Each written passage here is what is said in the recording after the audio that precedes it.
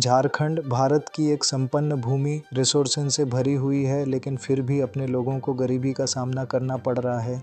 यह सवाल हमेशा से उठा है कि एक ऐसी भूमि जहां कोयला, लोहा और प्राकृतिक संसाधनों की प्रचुरता है, वहां के लोग क्यों भूखे हैं।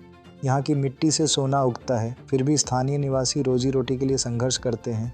जब छोटे बच्चे बड़े होने की ख्वाहिशें रखते हैं तो उनका सपना राज्य को छोड़कर कहीं और जाने का होता है। क्यों?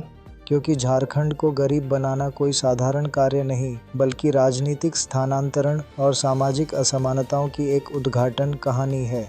जो भूमि देश को समृद्ध करती है, उसी पर उसका खुद का नागरिक जीवन यापन करने को मजबूर है। राजनीति के समीकरणों ने झारखंड को विकास की अंधेरी गहराई में धकेल दिया है।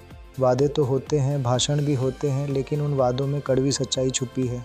यहाँ के लोगों को हकीकत स्वीकार करने में शर्मिंदगी होती है। स्कूल, अस्पताल और रोज़गार का अभाव उनके जीवन का हिस्सा बन गया है।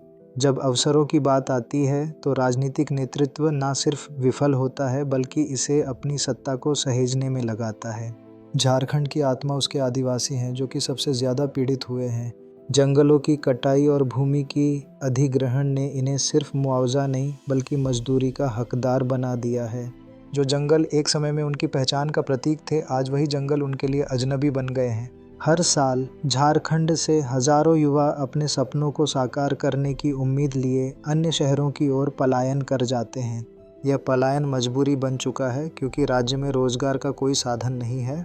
झारखंड को एक पिछड़ा राज्य कहकर हंसना आसान है, लेकिन सवाल ये है कि इसे गरीब कब और किसने बनाया। अगर झारखंड को शिक्षा, अवसर और सही दिशा मिले तो वह अपनी ताकत पहचान सकता है। ये किसी सहानुभूति की बात नहीं, बल्कि न्याय की मांग है। झारखंड को अपनी पहचान और शक्ति को समझना होगा, तभी यह आगे बढ़ सकता है।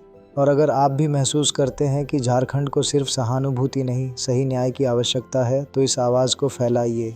झारखंड गरीब नहीं है, बल्कि इसे गरीब बनाया गया है।